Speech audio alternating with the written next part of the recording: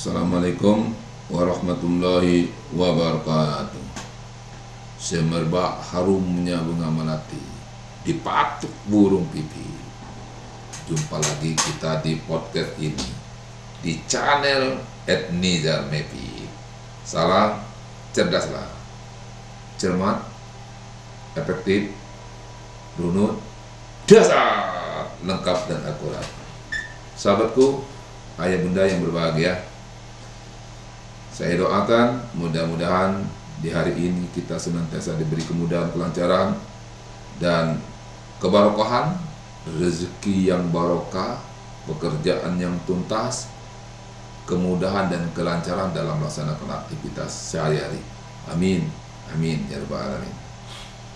Sahabatku, saya ucapkan terima kasih atas partisipasinya memberikan like and subscribe serta komen di bawah ini. Karena channel ini merupakan channel kesayangan Anda, wujudkan keluarga yang berkualitas, cegah stunting hingga tuntas, sahabatku ayah bunda. Sahabatku ayah bunda, kali ini kita akan membahas tentang peranan remaja. Beberapa desa yang kita kunjungi, kita dampingi di dalam penyusunan rencana kerja masyarakat pada program Kampung Keluarga Berkualitas masih menunjukkan peran remaja sangat memprihatinkan.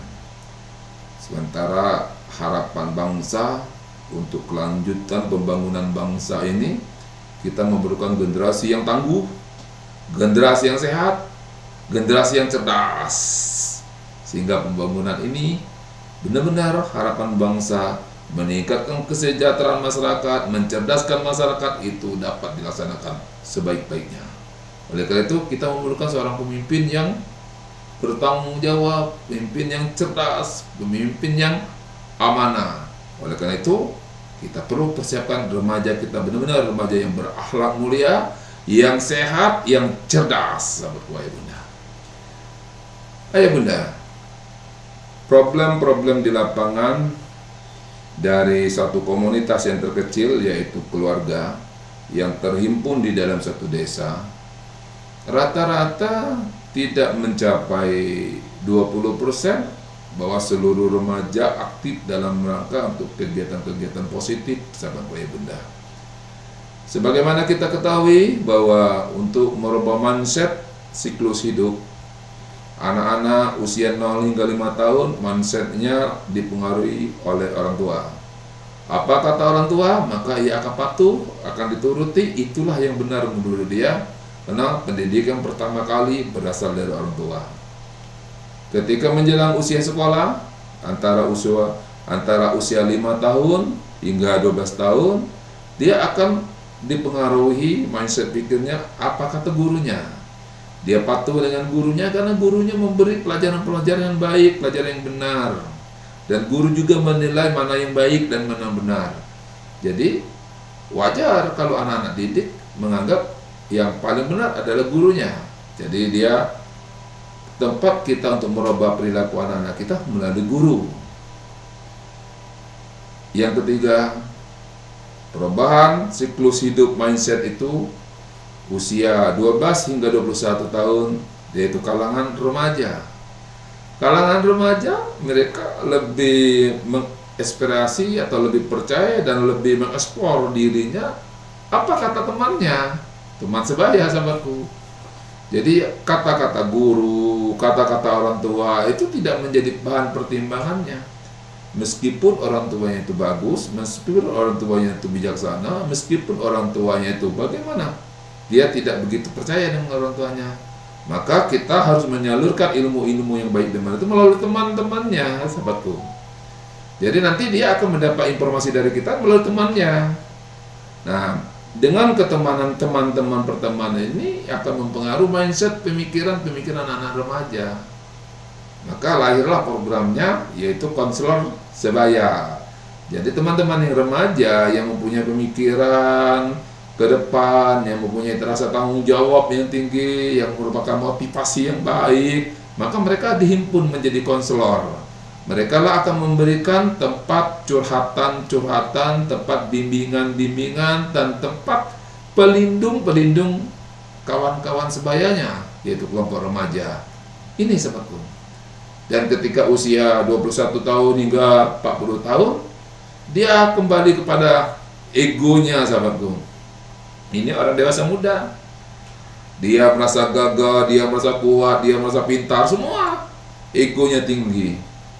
Dan ego ini harus kita pancing, harus kita dorong, sehingga ini menjadi potensi, bukan menjadi malapetaka.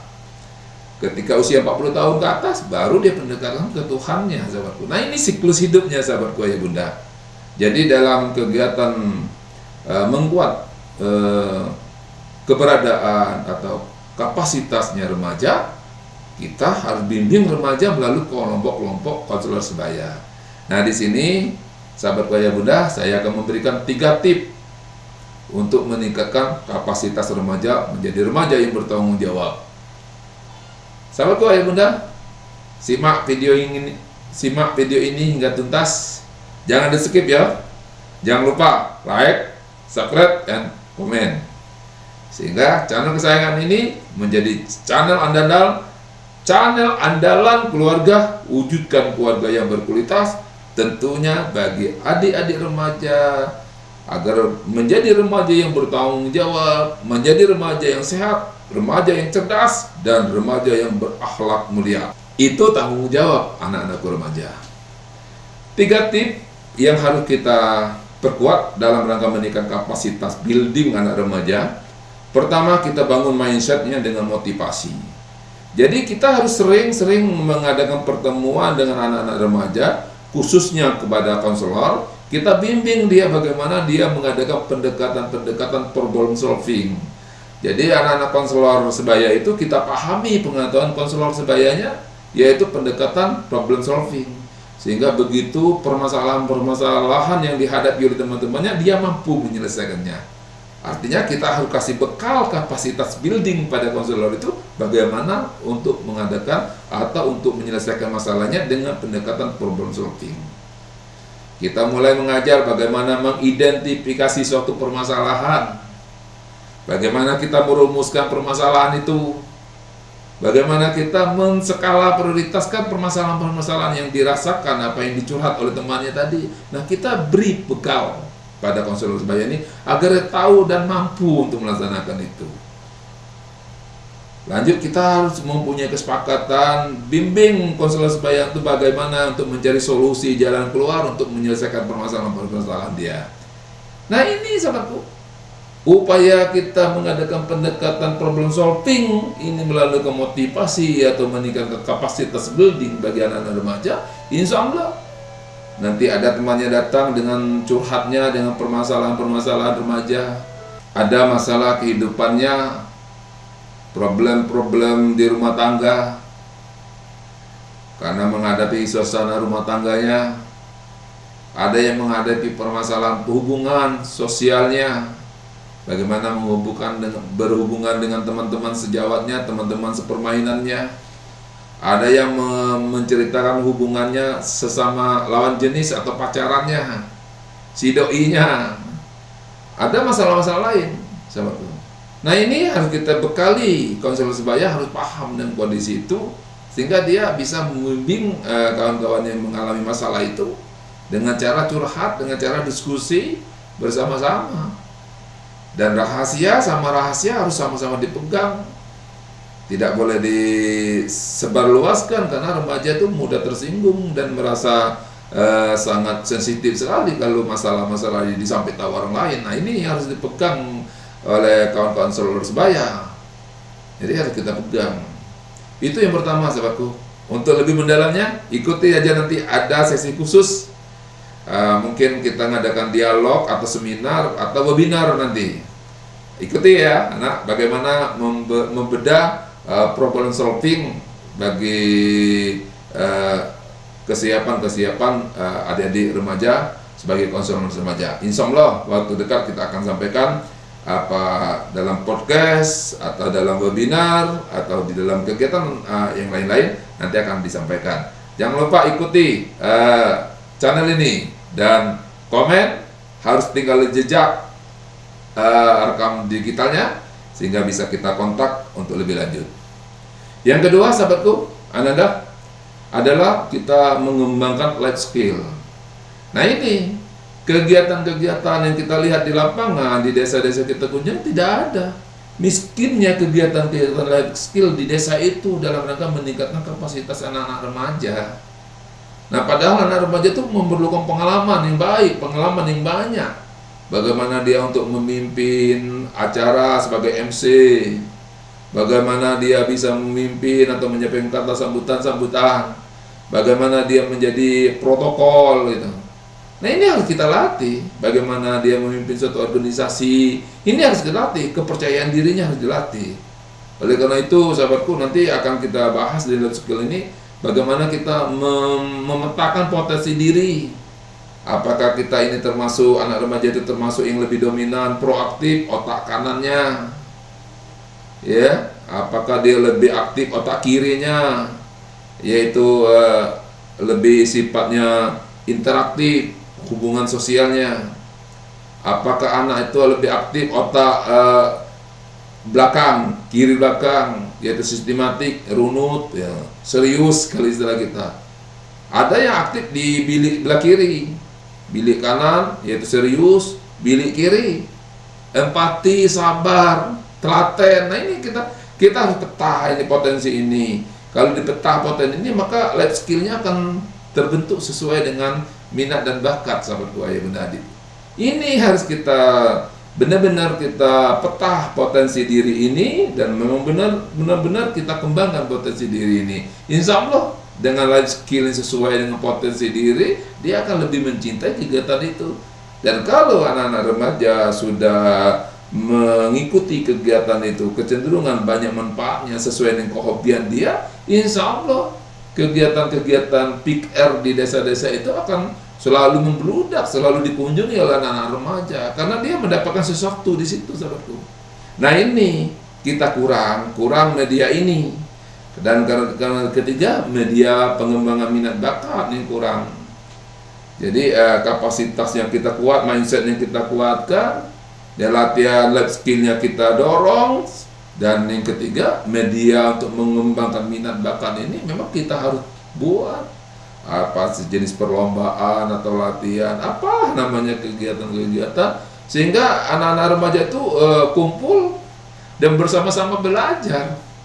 Ingin tahu dalam rangka mengasah minat dan bakatnya, ingin mengoreksi seberapa piawai dan seberapa tangguhnya minat dan bakatnya. Nah, ini kita lakukan hal ini, dan mestinya antar kecamatan atau antar desa atau di mana kita adakan satu penilaian atau perlombaan MC yang terbaik di tingkat desa misalnya. Dari RT ke dusun menjadi RT, menjadi desa, misalnya, itu ada upaya caranya.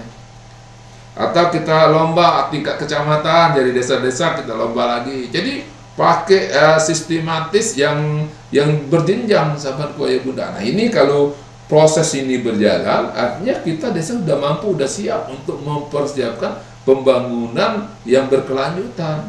Karena pembangunan remaja itu hal yang mudah, tapi susah untuk melaksanakannya. Karena siapa yang bertanggung jawab dalam hal ini? Siapa yang mau mengelolanya dalam hal ini? Tidak ada di desa itu. Ya, dibentuk Karang Taruna, silakan kerja Karang Taruna. Siapa membimbing Karang Taruna? Kan nggak ada. Dibentuk pramuka, masih ada tanggung jawab pramuka, yaitu di sekolah. Nah, ini problemnya. Jadi pengembangan minat dan bakat atau kapasitas building anak remaja di desa itu, mari kita yang sudah senior dalam Pokja Kampung Keluarga Bogoritas ini, ayo kita peduli, kita pikirkan, kita siapkan anak-anak kita remaja, karena dia ingin menjadi anak orang dewasa nanti. Ketika dia menjadi orang dewasa, tentu pengambilan keputusannya lebih tepat dan lebih benar, sehingga generasi-generasi penerus kita ini tidak akan terjebak. Dan memang itu harus kita persiapkan, sahabatku ayah bunda. Sebagaimana Allah telah memerintahkan di dalam Al-Quran bahwa Tuhan itu tidak akan merubah nasib satu kaum, Innallaha la yughayyiru ma biqaum hatta ma yughayyiru bi anfusihim. Nah, ini sudah dijelaskan. Sesungguhnya Allah itu tidak akan merubah nasib satu kaum kecuali kaum itu sendiri merubah dirinya. Bisa itu. Artinya semua ini tanggung jawab kita untuk membina desa kita. Kalau kita memang berniat ingin membangun desa kita agar remaja-remaja kita terlindung dan selamat, ya kita bangun. Bangun, kita benah anak remaja kita. Dan bukan kita melakukannya, kita kembangkan konselor-konselor sebaya, nanti sama-sama mereka lah saling sharing, saling mengupdate dirinya untuk meningkatkan kapasitas buildingnya. Insya Allah desa kita akan menjadi desa yang berkualitas, dan pada akhirnya kecamatan maupun kabupaten menjadi kabupaten yang berkualitas, sahabat ayah bunda. Mudah-mudahan dengan cara-cara ini memberikan inspirasi bagi kita semua untuk menguatkan sumber daya manusia, terutama remaja. Negara yang kuat adalah negara yang kuat sangat tergantung dengan peran serta remaja yang berkualitas. Karena remaja yang berkualitas itu memerlukan pembangunan yang berkelanjutan. Maka dengan pembangunan yang kita lakukan untuk mempersiapkan estafet pembangunan bangsa, tentunya kita akan membangun kapasitas buildingnya melalui kegiatan PIKR. PIKR akan membangun remaja, wujudkan keluarga yang berkualitas, remaja yang bertanggung jawab. Ketupat di belah 4, semoga bermanfaat. Saya Muhammad Nizam, mohon izin undur diri. Wabillahi taufiq hidayah. Wassalamualaikum warahmatullahi wabarakatuh.